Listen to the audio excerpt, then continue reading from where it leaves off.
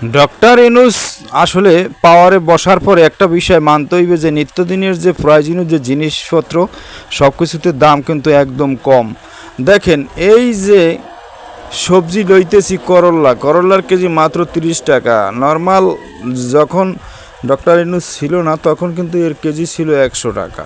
আর যাই হোক এই মুহূর্তে কিন্তু পেঁয়াজের কেজি আমরা যতই দাম কম থাকতো কিন্তু তারপরে কিন্তু 150 টাকার নিচে কিন্তু কিনতে পারতাম না। আলুর কেজি কমসে কম 40 টাকা। তো একটা বিষয় মানতেই হইবে যে ডক্টর ইউনূস আসার পরে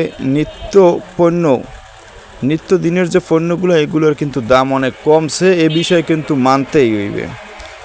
আর যাই হোক আমরা অনেক সময় বলি যে আসলে খাই না, এইটা খাই না, ওইটা খাই না, কিন্তু পাইলে কিন্তু আমরা আসলে ছাড়িও না। একটা বিষয় লক্ষ্য করেন, দেখেন যে কিনতেছে কি হিরিক পড়ে গেছে কাস্টমারের, যে যখনই মনে করেন 1 কেজি আমি কিনতে গেছি এরপরে হিরিক পড়ে গেছে, সবাই কিন্তু নিতেছে।